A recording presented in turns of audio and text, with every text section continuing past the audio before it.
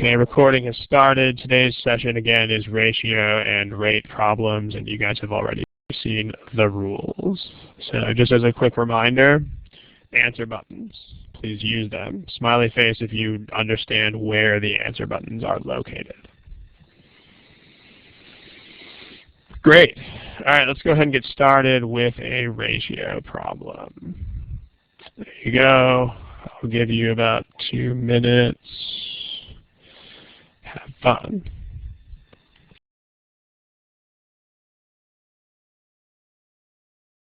Hey guys, remember this is the GMAT. On the GMAT, you cannot leave questions blank. So if any of you have not answered this question, I'll give you about 10 or 15 more seconds, and please answer it. Thank you.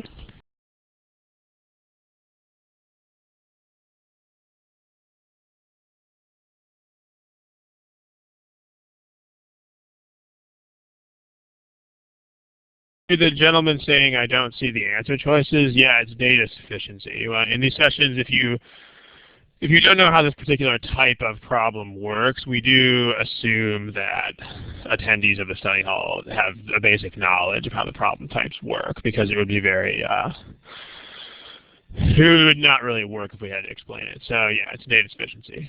There's still a lot of you who haven't answered the question yet, so please answer the question. Okay, let's go ahead. Julia, we don't have an answer. Mohit, Shyam, please pick an answer.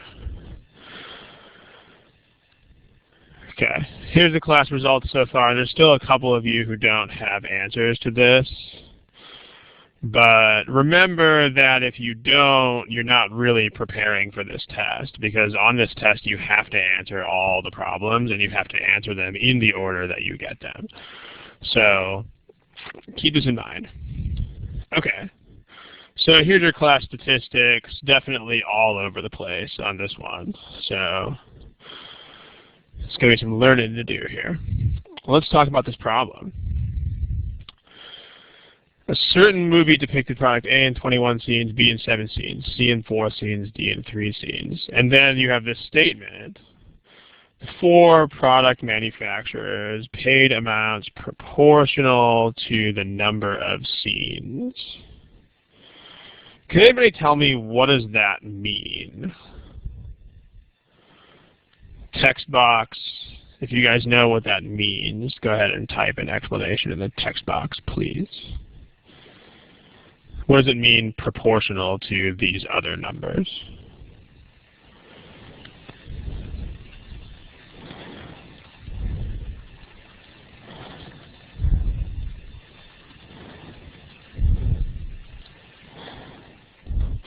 Yeah, if you see, you could do a ratio of products to scenes, but what's easier to think about is what Miriam is saying.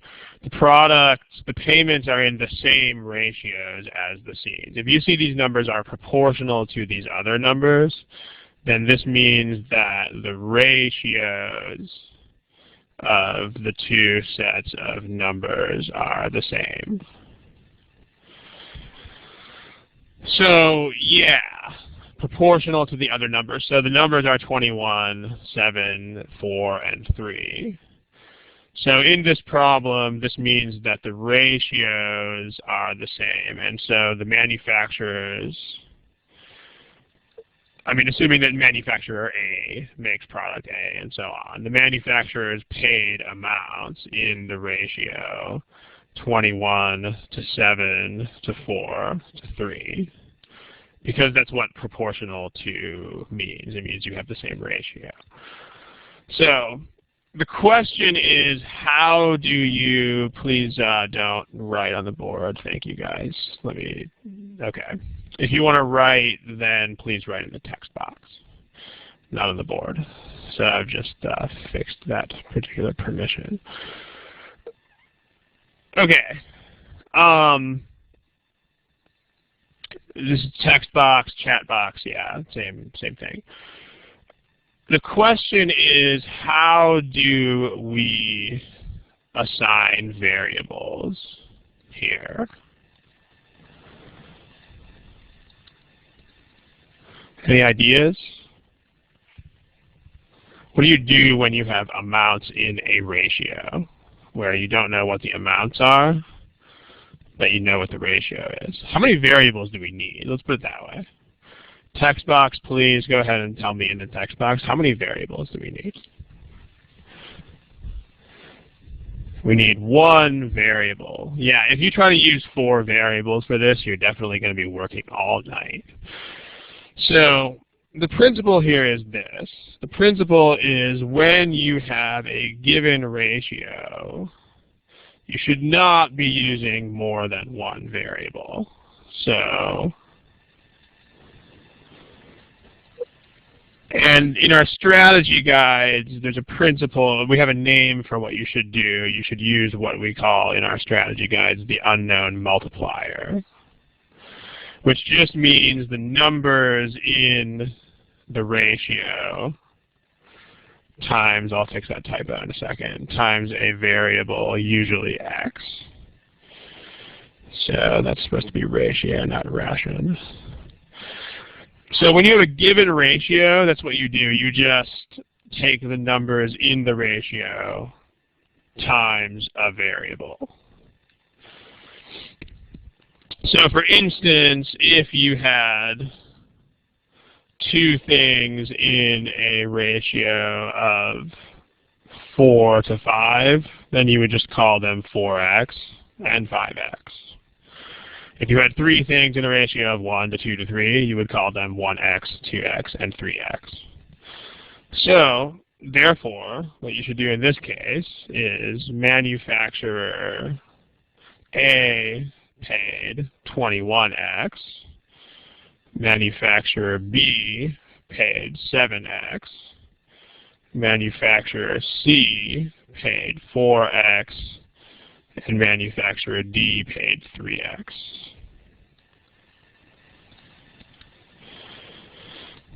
Smiley face if this makes sense. This is how you assign the variables. We haven't solved the problem yet, but give me a smiley face if you understand this.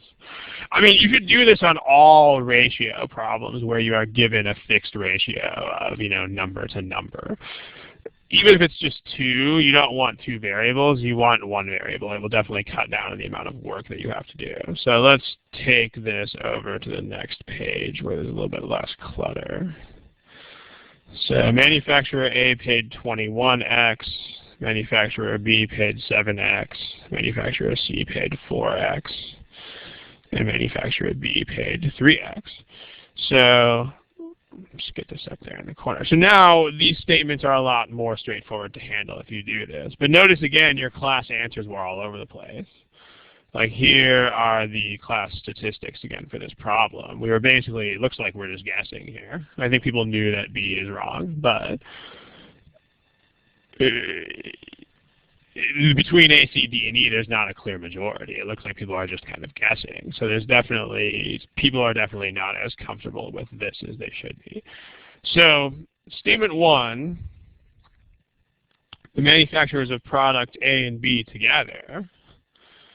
So that means that the total of 21x and 7x is 560,000. So remember, your goal is to find how much did the manufacturer of product D pay. So we have x, if we have this equation. You don't actually have to solve for it. You can just say you can solve for x, and as soon as you realize that, you don't actually have to do it. And then once you have x, you can plug into manufacturer D, which manufacturer D we know spent 3x. So that means you're going to have a number for this, so this is sufficient. Any questions about statement 1? If you have questions about statement 1, go ahead and type them in the text box, please. Okay, statement 2, the manufacturer of product B paid 60,000 more than product C. So, question in the text box, is X the multiplier? Yeah, we call it a multiplier because that's what it does. It gets multiplied by all the numbers in the ratio. As far as why that's true, I believe the strategy guide gives an explanation for why. But this is one of those things that you definitely have to just be able to produce without necessarily going through the explanation every time. So yeah, it's a multiplier times the ratio. I'm sorry, I don't know what a ratio box is. So, all right. Statement 2, product B is 60,000 more than product C. Well, product B is 7x. And that's 60,000 more than 4x.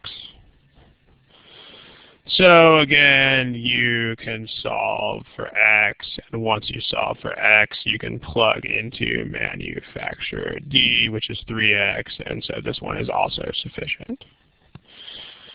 So both individual statements are sufficient, so this is D like dog. Any questions about this problem? If you have questions about this problem, please type them in the text box. Okay, one person is typing. If you don't have questions, you don't have to type no. You can just not type. So remember, the key lesson here is that if you have a given ratio in terms of numbers, no matter how, this is not just for ratios of more than two things. This is for any ratio of numbers. 21 to 7 to 4 to 3 is 21x, 7x, 4x, and 3x. If you have a 4 to 5 ratio, 4x, 5x. Important to also realize that x itself here doesn't really mean a whole lot. Like, it's just a multiplier. So in other words, to have a meaning, you have to plug it back into one of these expressions. In this problem, x doesn't really mean a whole lot, but 21x, 7x, 4x, and 3x do. So one thing that's a little bit of a conceptual stumbling block for some people is the fact that the x doesn't really mean much. But remember that the multiples of x do, even if x itself doesn't necessarily. Okay, let's move on to another problem. Remember, if any of you are latecomers, please remember to use the answer buttons that appear on the bottom right of your window, of your mini window up there. So on the left-hand side, bottom right below that list of names. Okay, let's do another problem. Try that. I'll give you some time. Have fun.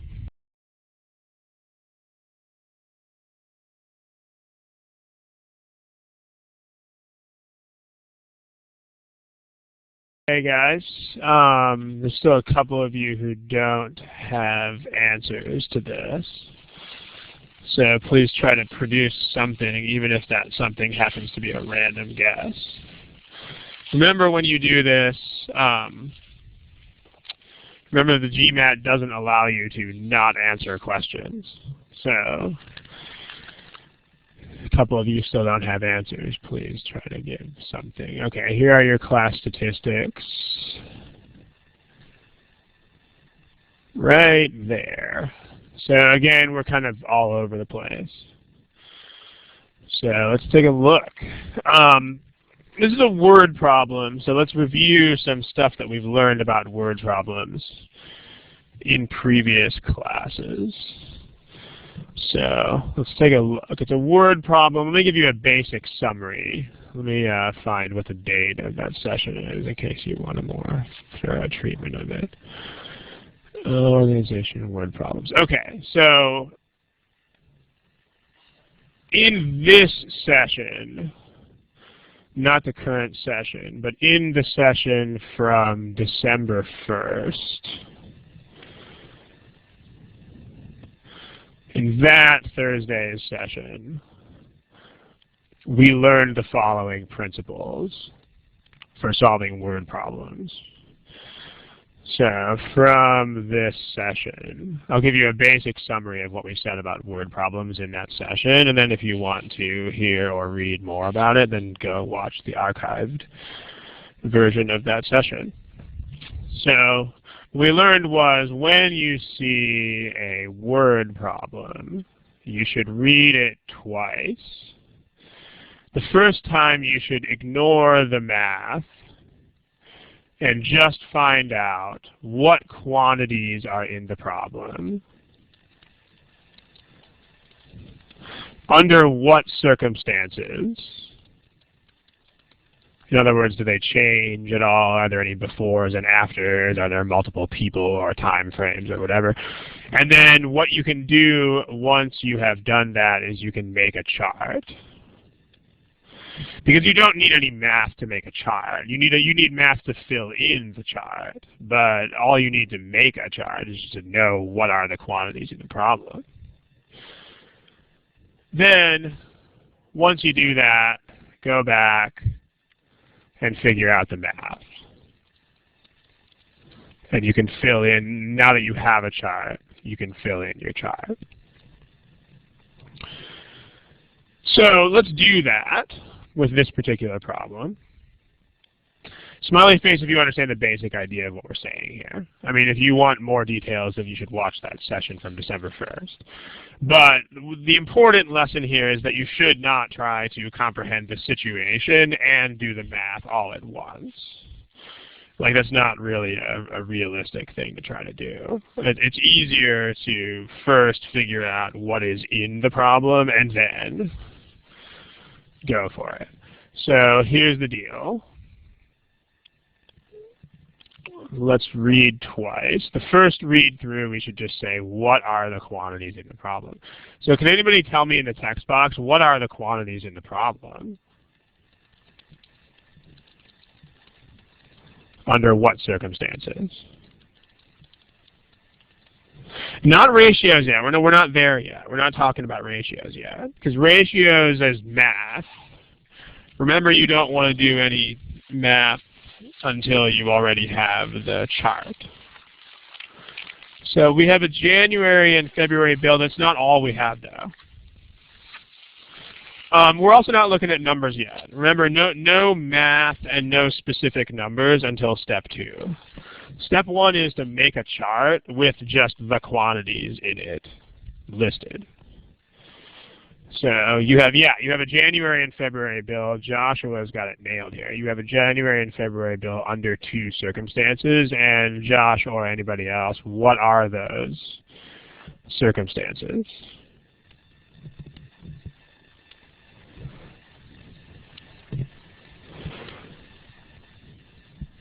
We have 1 real and 1 hypothetical. Absolutely perfect.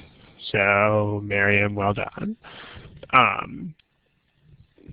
So nice teamwork there. I mean, again, it's really important that you figure this out before you start working the problem. Because you can't, otherwise you're just kind of groping around. So those are the quantities in the problem. No numbers until you figure this out. No numbers or variables until you have this figured out. Because otherwise you're not going to know how to organize the problem. Like, one theme of that study hall that we cited was that the biggest problem that most people have here is just they don't organize the word problems. So before you do any math, you should have this sorted out, where you're talking about January, February, and then you have an actual, and you have a hypothetical.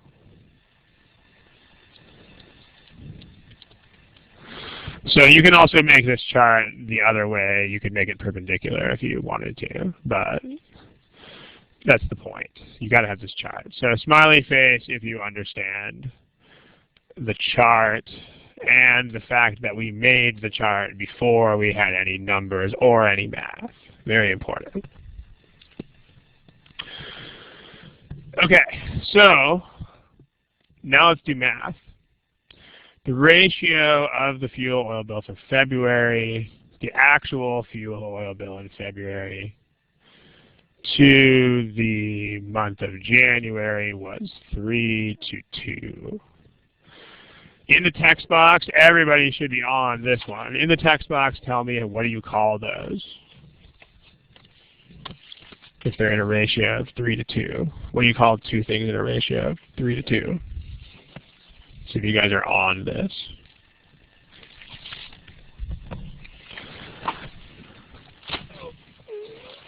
You call them 3x and 2x. You do not call them x and y. You don't give them two variable names. Remember the big lesson that we learned in the last problem.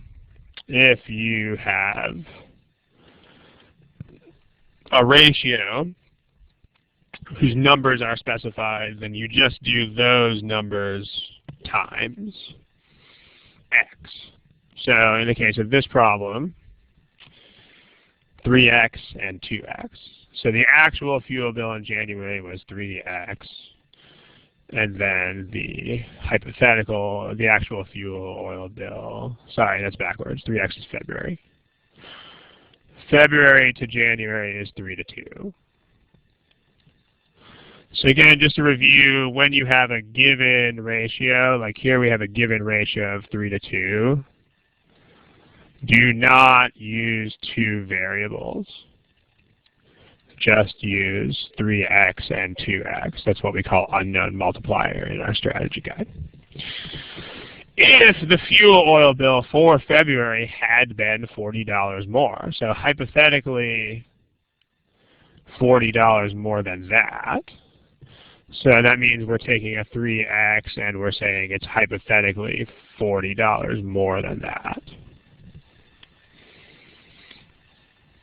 And then there's no change in the January bill. You're not hypothesizing any change in the bill for January. So the bill for January is still 2x. Now this is new. This is a new type of situation because now we're not defining variables anymore. Now what we're doing is we have these things are supposed to be in a ratio of 5 to 3. So what do you do in that kind of situation? If you have already existing numbers or variable expressions, then what do you set up? If we had no variables here, if we didn't have these expressions, we could just call these things 5x and 3x. But we already have variable expressions, so we don't want to do that. So these are supposed to be in that ratio 3 to 5. February to January, 5 to 3 rather. So how do you set that up? Yeah, now you set up a proportion. You don't want to set up a proportion if you are defining variables. That's very, very important. But if you have already existing numbers or already existing variable expressions, then you want to go ahead and set up a proportion. So in this case, what a proportion means is you have your 5, it's your more familiar thing. 5 over 3 is on one side of the proportion. And then you actually take the quantities that are supposed to be in the ratio and you put them in there. So in this case, you should still have one variable. Because when you define the quantities should be defined in terms of one variable, not two. So there you go. Any questions? Okay, I see someone's typing a question. So while you're typing, let's go ahead and solve that out. If you will get there, yes, you can. So absolutely, yeah, you can. So we'll get there. We'll talk about best way in a second, but it doesn't matter what the best way is. We'll have that discussion in a second. Here, if you cross multiply this thing, you get 9x plus 120 equals 10x. So that means that 1x is 120. And so then Alex's fuel oil bill for January is $240. There you go. Any questions about this approach? So yes, Miriam, we'll look at back solving in a second. It's good that you bring that up. But let's just review what we've learned about ratios so far. So what have we learned about ratios? So the first thing is that if you are defining a variable, like in other words, if you don't have any expressions yet, or numbers, then use the x unknown multiplier, x multiplier. So if you're going to define a variable, use the multiplier. So as an example of this, if you have given two quantities in a ratio of, say, 2 to 7, then you just call them 2x and 7x. Not limited to two quantities. If you're given 5 quantities in a ratio of 1 to 2 to 3 to 4 to 5, then you would just call those x, 2x, 3x, 4x, and 5x. On the other hand, we also learned if you already have numbers or variable expressions, in other words, if you don't need to define them, then what you should do is you should set up a proportion. So if you already have stuff, proportion. So for instance, from the last problem, good enough example, if you have 3x plus 40 and 2x are in a ratio, 5-to-3 ratio, because you already have those existing expressions, you don't want to redefine more variables. Instead, you just take those expressions, which you already have, and you just throw them into a proportion. So these are mutually exclusive. There's no conflict between these approaches. If you define a variable, you do that. If you don't have to define anything, you do this. One person is asking, how did we get 240? If you have this, you cross multiply, and then you do basic algebra. So, okay. Other questions? Okay.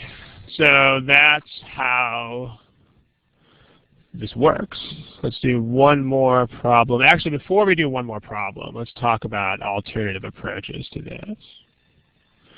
How else could you approach this problem?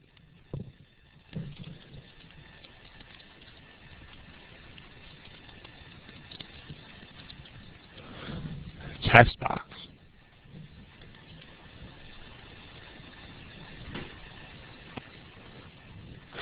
So yeah, what you should do, what you can do, is you can backsolve. What backsolve briefly means is you can work backward, starting with one of the answer choices.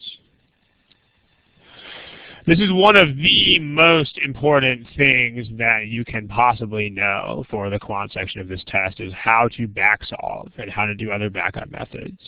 In fact, one thing that you should know is that backsolving can solve something like 20 or 30% of all of the problems on this whole task, all of the multiple choice questions. So if you don't know what backsolving is, or if you don't ever use it, then make sure you watch one of the other study halls. But backsolving can solve about 25 to 30% of all multiple choice problems. I mean, that's amazing. If you think about that, so much better than any textbook technique that you could learn. So this should be your #1 priority if you don't know how to do it already. So if you don't know what backsolving is, then watch the February 4th, 2010 Study Hall archive. Okay. Someone's asking what level is the problem. The answer is I don't know, and it doesn't matter. As a student, you should never, ever be concerned with the difficulty level of problems. The only people who should care about that are people who write tests. So as a student, there's no benefit to you in thinking about that. Okay, let's backsolve.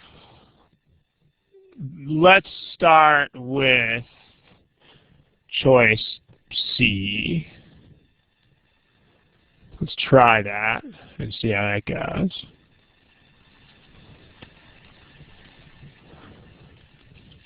So if we plug in 360, so basically how backsolving works is you plug in one of the answer choices. You just work through the information in the problem in whatever way you can. You don't really need an advanced plan here.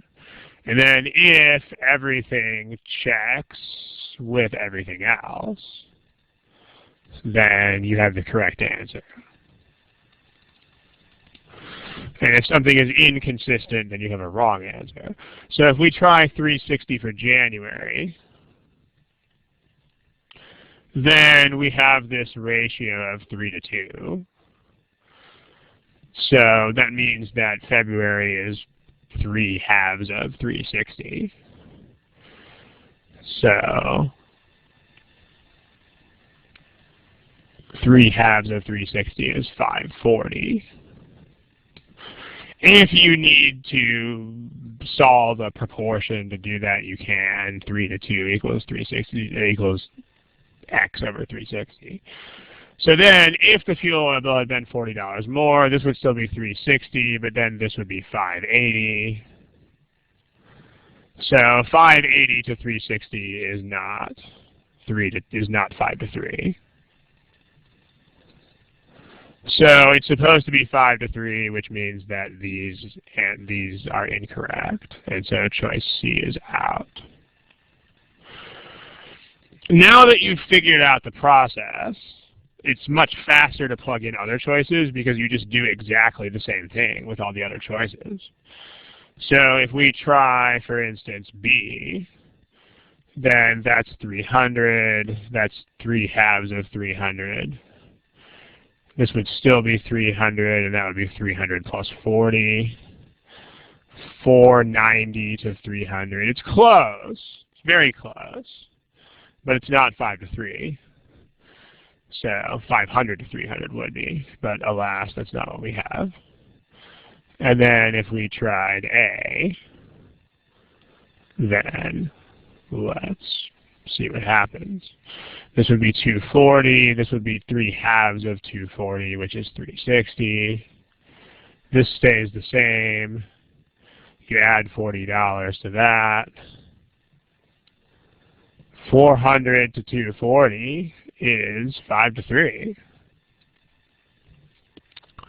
So there you go.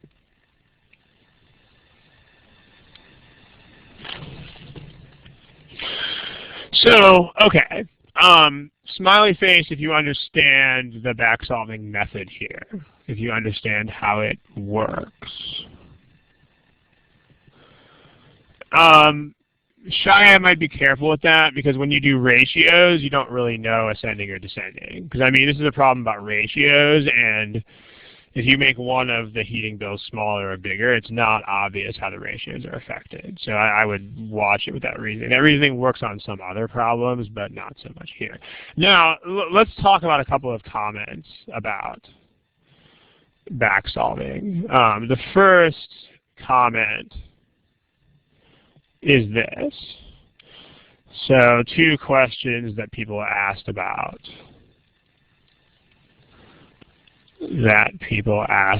Backsolving. The first question is this one. Isn't that time-consuming? So there's two ways to answer this question. The first way is to point out that if you can't get the algebra to work, then what else are you going to do? I mean, you know, even if it is somewhat time-consuming, if it's your only option, then it's your only option. I mean, so make sure you don't unnecessarily restrict your options. Like, what you don't want to do is sit there and wonder how long something will take. Do not ever do that. Do not ever just sit there and wonder how long something will take. Just try it. And then if it turns out to take, you know, forever, then you can always just quit and you can just guess. The other point to make here is that it's not really very time-consuming. It's not as time-consuming as you think. Because once you figure out how to plug in one of the choices, you just follow exactly the same steps to plug in the others. So it might take you a little bit of time to figure out how to do the first back solve, but once you figure that out, the other ones are very fast because it's exactly the same process. So, like, in other words, you might have had to think for a little bit to figure out how these purple numbers worked. But then once you figured out how to do that, the blue numbers are exactly the same process, and the green numbers are also exactly the same process. So you're just grinding things through the same steps. So it's not as time-consuming as a lot of people like to think. So smiley face if this makes sense. Like, number one, even if it is time-consuming, oh well, it's kind of what you have. Secondly, it's not really very time-consuming because you're doing the same thing over and over and over again. And then, what about this? The other question that someone asked was this.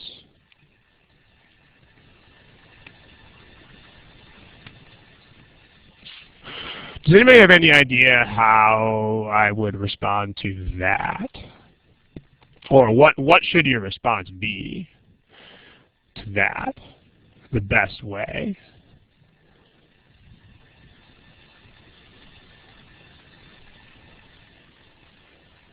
Totally idiotic. Wow, I actually think I'm a mean person. So far, the answers don't really capture the essence of this. I mean, what if you have no other way is, I mean, that's one valid response, yeah. I mean, again, if there's no other way that you can get to work, then what are you going to do? But also, the more important point is, it doesn't matter which way is the best, because that's only for this one particular problem. Like, in other words, like, I mean, the way that's best here may be much harder or even impossible on other problems. So, I mean, because the problems are not the same. Like, one thing that you should realize if you've been practicing for this test for a while is that problems do not look like each other. So it's very important for you to realize that, because, you know, if the problems all look the same, like if you just got the same problem with different numbers or something like that, then you could just say this is the best way and I'll just concentrate on it. The problem is that's not the reality. Like, you will not get problems that are like the ones you've seen before. They will ultimately test the same underlying concepts, but the problems will work very differently. And so the methods that work on one might not work on the other. So the consequence here is that your only goal, like literally the only goal that you have, should be to learn as many approaches as possible. It's basically like if you have one approach and someone else has two approaches, then you lose and they win. Because there you go. You should never, ever, ever think about best or easiest. Whatever. Not relevant. Because even if you find out what is best, it's only going to be best on this one problem. And for other problems, it can be anything. Smiley face if this all makes sense. Smiley face icon. Okay, if anybody has other questions, then throw them in the text box. Otherwise, we'll do one more ratio problem, then we'll do some rates. Okay, there's another ratio problem. Try that. And there you go.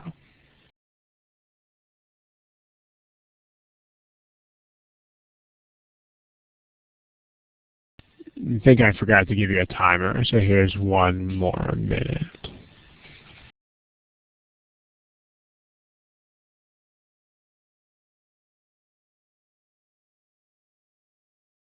Okay.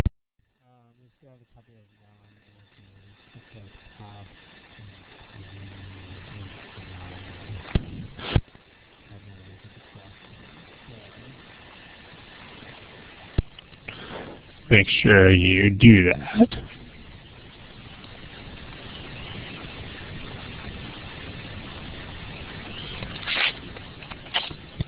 Okay, so Anand, Palumi, remember this is the GMAT. The GMAT doesn't allow you not to answer questions, so make sure you answer everything when you practice. Here are the class statistics.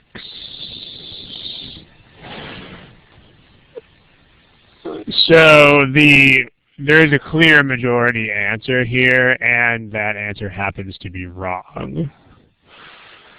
So, but most of you, a majority of you picked E, and E is incorrect.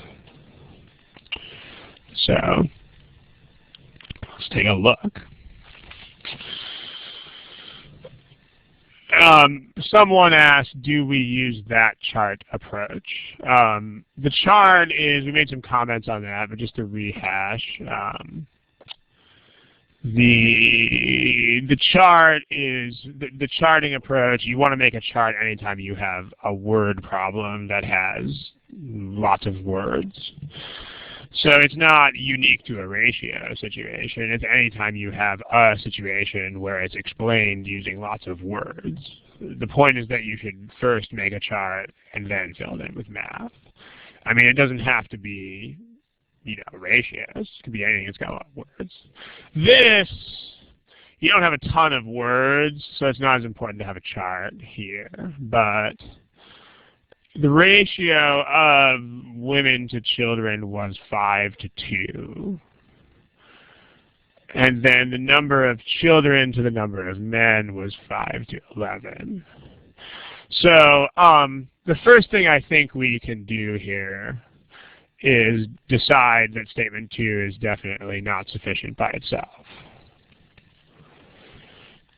Because you have a question asking about the number of men, and there's no information about men at all in the prompt, and there's also no information at all about men in the statement 2. So there's nothing at all, like no information about men. So this means that B and D are gone. I don't think that anybody picked B or D, so good. Okay. All right. Statement 1.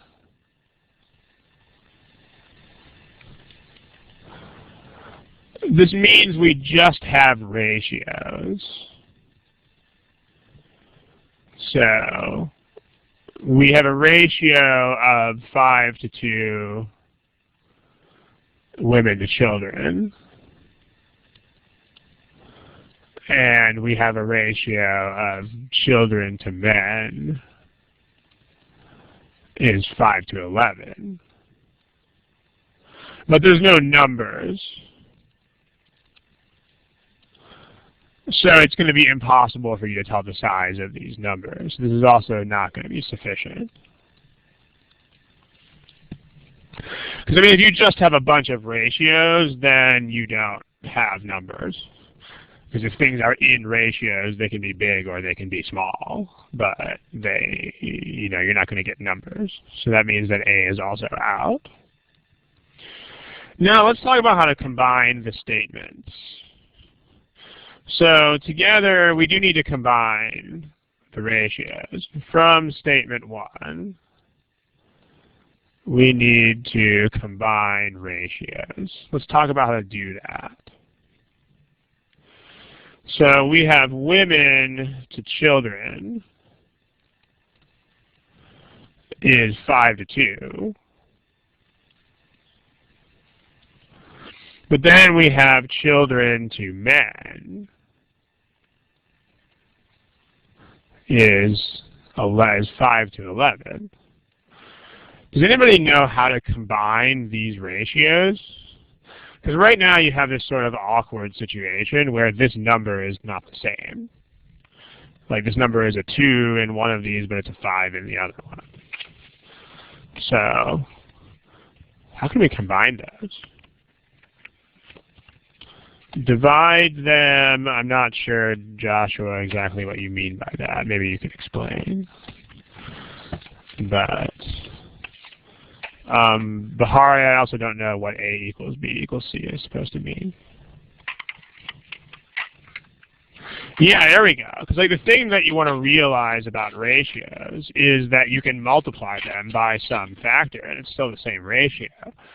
So, like for instance, if a ratio is multiplied by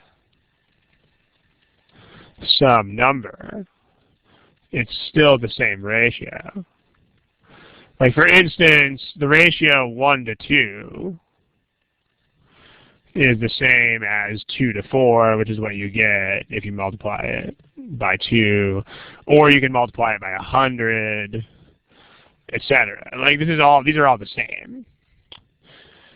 So what you can do to combine these ratios is multiply so that this actually matches, because then you can combine it into a single ratio.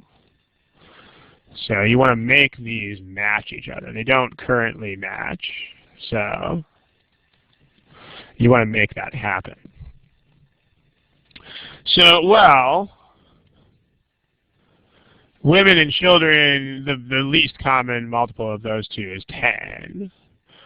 So if we multiply the first one of those by 5, then that gives us 25 to 10. And then if we multiply the second one by 2, then we'll also get another 10 for children. So children to men is going to be 10 to 22. So now this matches, and so your overall ratio, women to children to men, is 25 to 10 to 22. So this is how you combine ratios.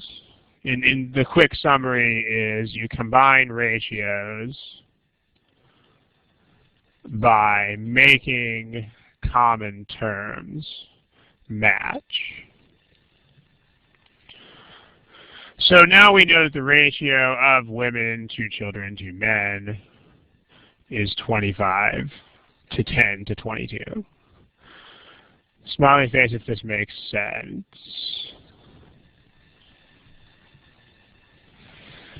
Okay, I see one person is asking a question, so we'll see what that is. In the meantime, let's carry this over to the next page.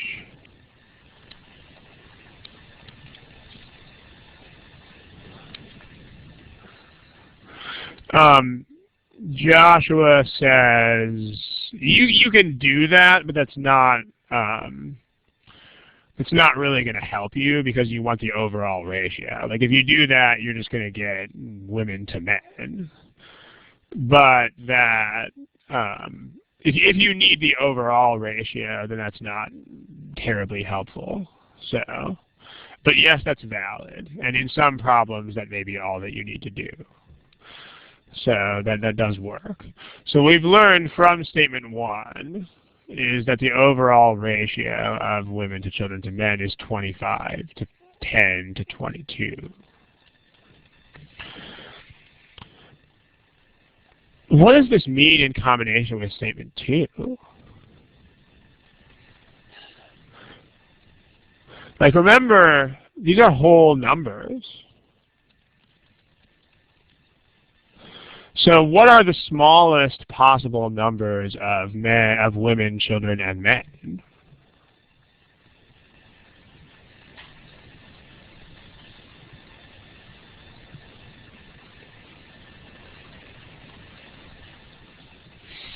Smallest possible numbers are actually 25, 10, and 22. So the only possibilities are multiples of this. You could actually have 25 women, 10 children, and 22 men. Or you could have 2 times that much. Or you could have 3 times that much,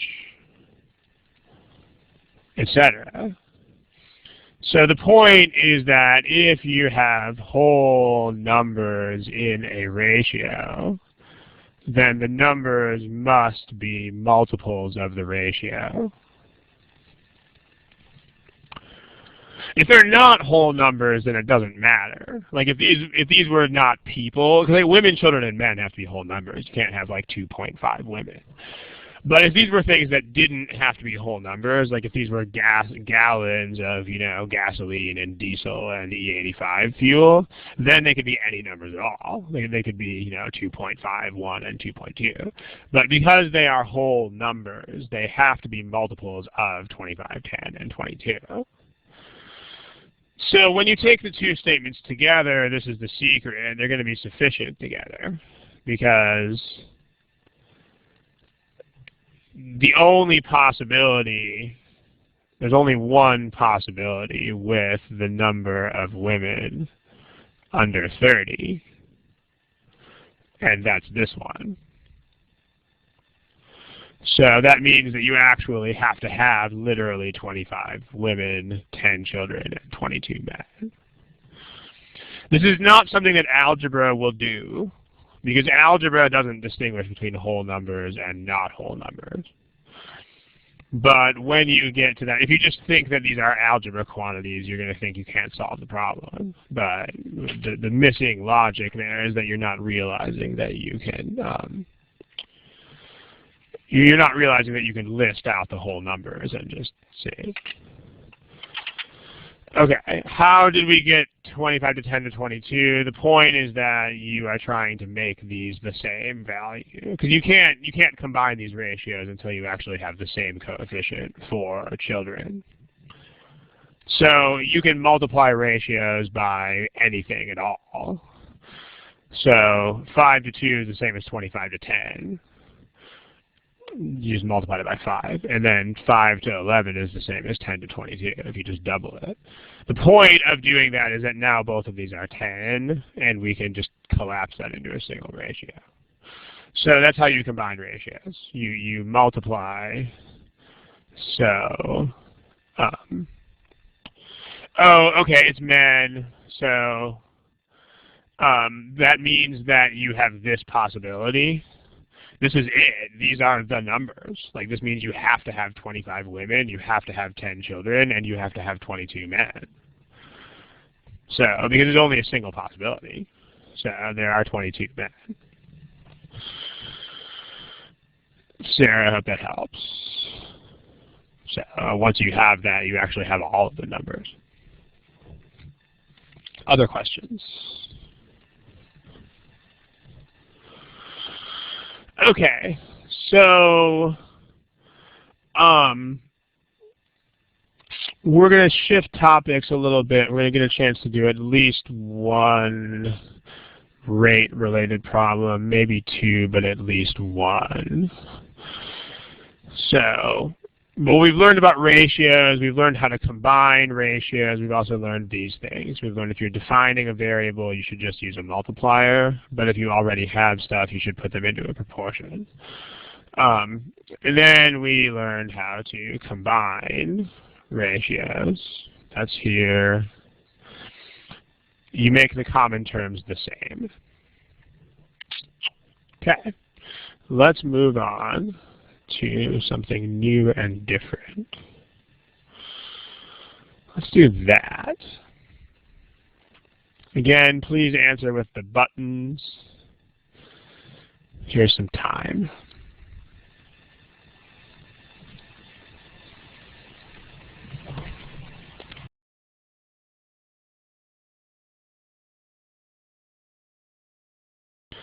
Okay, if you need to guess, then go ahead and guess, but please do so soon. So that's Tosh, and that's it. Tosh is the only person who doesn't have an answer. So, Tosh. Okay. Let's take a look. So here's the class statistics. This one appears to be not so bad for you guys. Here are the stats. So yeah, we got a solid majority of D, but some people are also picking A, so let's go ahead and talk about it. So, all right. Did Pei take more than 2 hours to walk a distance of 10 miles along a certain trail? Okay, so there's a couple of ways that you can approach these kinds of problems, but problems about constant speed, you probably don't really need to set up a formal RTD chart for this kind of thing, because there's not a lot of complex interaction. So you probably don't need an RTD chart because there's not really any complex interaction. So making a chart here may be a little bit much. But here's a couple of approaches. First approach that you can take to this kind of thing is just reduce everything to a speed. So the question is, RTD is rate time distance chart, as described in our course materials. Okay. Did it take Pei more than 2 hours to walk a distance of 10 miles? And then notice that both of these are in kilometers. We have to convert. So we should realize that up front. We will have to convert. We're going to have to convert units because we're talking about miles in the problem, but then in both of the statements it's given in terms of kilometers. So it might be easier to just convert the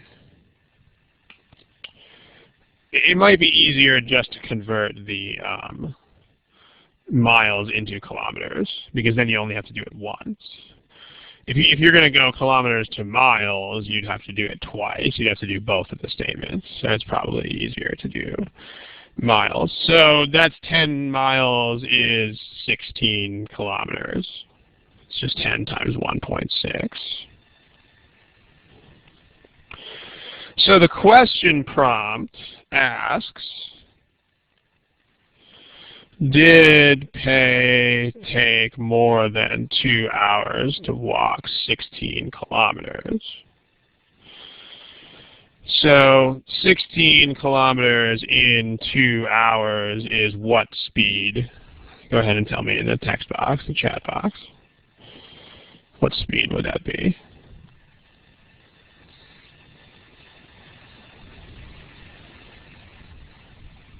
It's 8 kilometers per hour, right? So that means the question is, the real question is, was Pei slower than 8 kilometers per hour? Because if it took him more time to walk the distance, then that must be slower. So statement 1 is immediate because the speed was less than 6.4 kilometers per hour. So this is definitely less than 8, definitely slower than 8. So that's sufficient. That's statement 1, sorry. I don't know what happened to the 1. If you have any questions about that, go ahead and type them in the box. Statement 2 says that it took more than 9 minutes per kilometer. So that's more than, that means slower. Because if he took longer than that much time, that means he was walking more slowly. So slower than 1 kilometer per 9 minutes. What we need to do is take minutes and do what with it? Text box. What do we have to do with 9 minutes? We have to convert it to hours. So this is slower than 1 kilometer per 9/60th of an hour. So that reduces to slower than 60/9 of an hour. So 60/9 is only like 5, is only like 6 point something. So that's also definitely less than 8.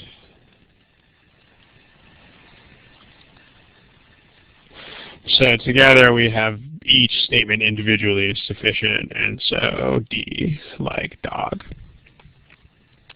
So one approach you can take here is just to make everything speeds. Any questions about this approach? Go ahead and type them in the box.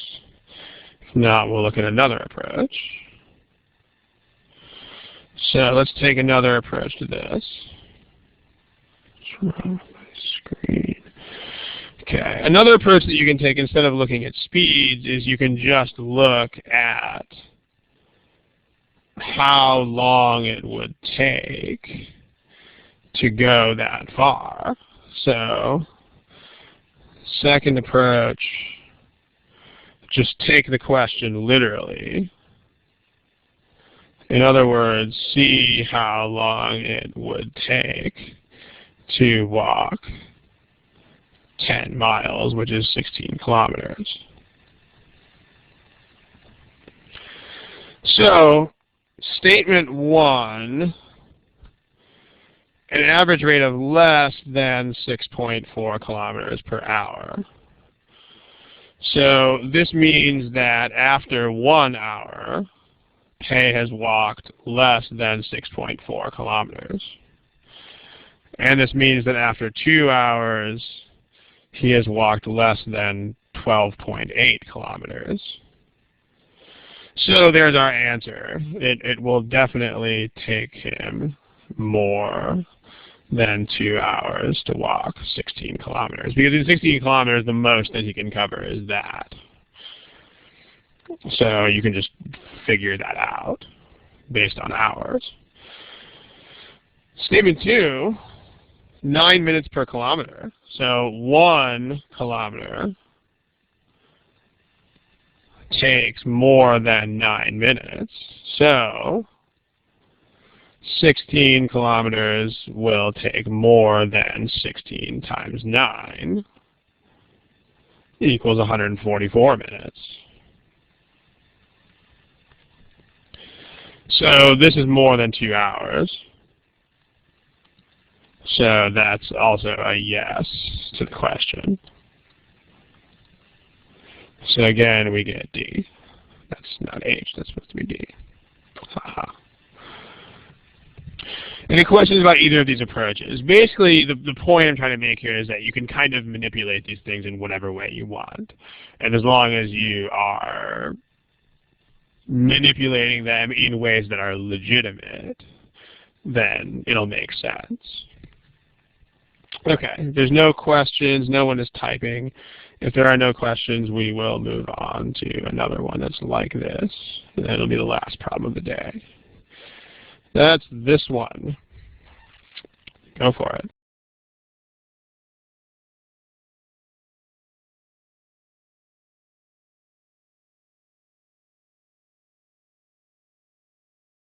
I'm sorry, I think they will give you the conversions. So let me give you a little bit more time and give you, I'm going to clear out all your answers. Your answers are cleared out. They should give you, they will definitely give you 5,280 feet in 1 mile. Because they're not going to expect non-Americans to know how feet work. So they will give you that. So apologies, I'll give you 2 more minutes. Go for it. If you have answered the question, you're going to have to answer it again because I cleared out your answers.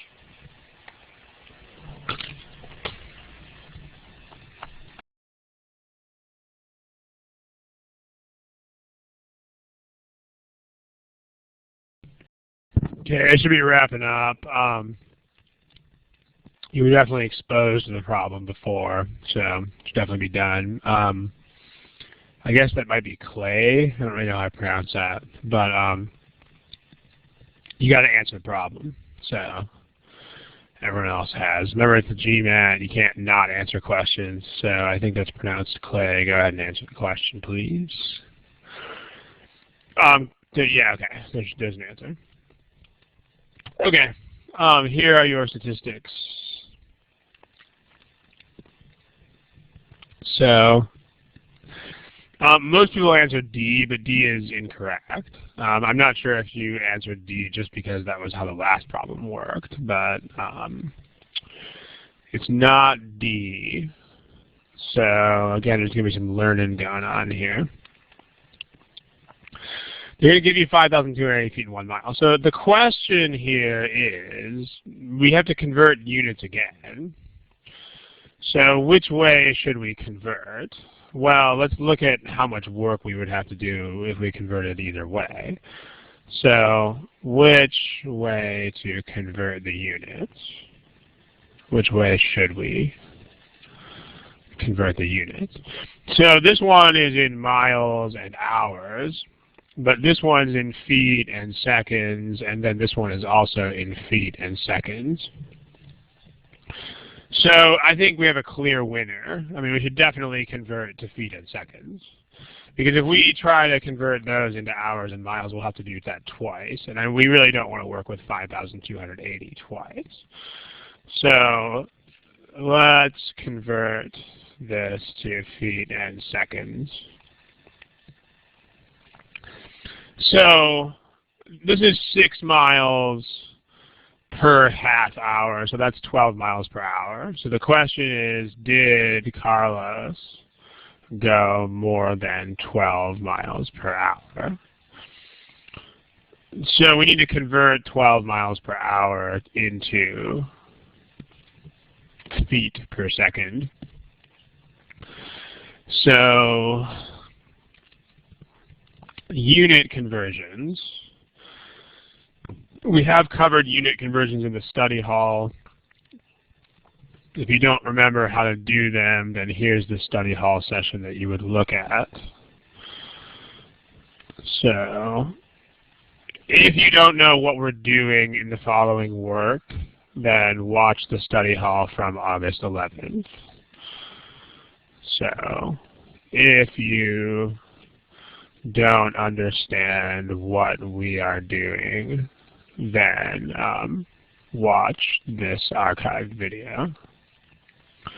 Okay, so you want to convert that, so it's 12 miles per hour. And we want to convert miles into feet. So we need to put miles in the denominator and feet in the numerator so that it cancels the miles out. And then we also, that's going to kill the miles. And then we also need to kill the hours. So to kill the hours, we need to put them in the numerator. And we need to put seconds in the denominator. So then that'll kill the hours. That'll give us feet per second. So the conversions are there's 5,280 feet in 1 mile, and there are 1 hour is 3,600 seconds. So we do need to actually work out what this is. It's 12 times 5,280 over 3,600. I mean, that's kind of an annoying amount of work, but do realize that as soon as you finish this work, you're going to be totally done with the problem because the first and second terms are in terms of speeds in feet per second. So we can reduce this. 12 and 36 is 1 and 3, so this is 1 and there's 3,600 seconds in an hour, Sarah. You do have to know hours, minutes, and seconds. They will not give you that. Okay. 1 and 300, you can reduce that. And then you can also take a 0 off of these two. So it's really just 528 over 30. That's not that bad. 528 over 30. So let's see how that works. If we do division, you might be able to just do that one in your head, but if not, then we'll do a long division problem. And, okay, long division, 30 goes into 52 one time, take away 30, that gives you 22, so 228, that goes in 7 times, so it's 17 point something. And it doesn't matter. The point is that as soon as you get to this point, you can stop. So if you are actually calculating beyond this point, then you're wasting your time. So Palumi, unfortunately, you wasted some time. Joshua, you're also wasting some time. Because again, the point is these are 16 and 18. It doesn't matter what is after the 17, because that's still a number that is between these two. So don't waste your time. Like, always pay attention to what's in the problem. Pay attention. You don't need to keep working after this point. Yeah, no, it shouldn't be 17.2 because if you're, well, yeah, okay, whatever it is. It doesn't matter though, it's 17 point something. So the point is, the question is now, did Carlos go more than 17 point something miles per hour, or actually that's feet per second. So did he go more than 17 point something? Well, if we know it's more than 16, we don't know. It could still be more or less than 17 point something. So statement 1, we don't know. Could be yes or no. Statement 2, if it's less than 18, that still encompasses speeds between, it still encompasses speeds that are greater than 17 point something and speeds that are less. So same deal. And then together, it's still the same. Together, you're boxed in between 16 and 18 feet per second, but that's still not good enough. So still values that are less and greater than this. So E. The main deal, though, is you should know how to convert units, and you should also just realize that you should either express everything in terms of speed or everything in terms of some other common thing. So All right. Any quick questions we'll take? We're over time a little bit, so we gotta zip it here pretty soon. But it's not, because like we said, if you wanted to make these both miles and hours, you certainly could. It would just be more work. And if you wanted to, you could also see how long Carlos went in half an hour. So you should be able to work that out on your own. But try solving it in a couple other ways and see if you can do it. See if you can do it by making these miles and hours. It'll probably take you longer, but see if you can do it. See if you can do it by seeing how far Carlos goes in half an hour with these statements. There's going to be tons of approaches. So we just don't have time to show them now because we are already over closing time. But yeah, there's lots of ways to approach it. Sarah, if you were here earlier, difficulty levels, you don't care. As a student, difficulty levels are irrelevant. Bahari, we don't know that he went 17-something. That's a question. This is not a fact. This is a question. We don't know that. It's kind of like saying, am I over 30 years old? And this says I'm over 21, and this says I'm under 40. That's not a fact. That's a question. So make sure you keep that straight. Okay. Other questions? If not, we will close for the day. Let's see. A couple people are typing things. One person is typing things. Thanks. You're welcome. Okay, if that's it, let's go ahead and wrap it up, and thank you guys for attending. And we will meet again in 2 weeks, which would be the 2nd, I think, some date kind of like that. February something with small digits. Okay. We don't know the topics ahead of time. I actually make that decision usually a couple of hours before the session happens. So I have absolutely no idea what we will cover. If people submit it, then we might cover it. But remember, Shyam, you've got to submit something that we already haven't covered. So where can you find the archives? You go to the Thursdays with Ron page and you scroll down. That's where you find them. Okay. You go to the Thursdays page, the same page where you signed up for this session, and you scroll down. And that's where you'll find them. Shyam, if you want to submit critical reasoning, feel free to submit it, but go through the archives first and make sure we haven't covered the topic already, because most major critical reasoning problem types we have covered. So if you're going to submit it, make sure you submit some sort of new angle on it or some sort of aspect that we have not yet covered. Because if you just submit something like assumptions, then we won't do it because we already had a session on that. Okay, let's quit it. Looks like a couple of people have questions. I'll wait until you finish typing. I'm going to turn off the recording at this point. So.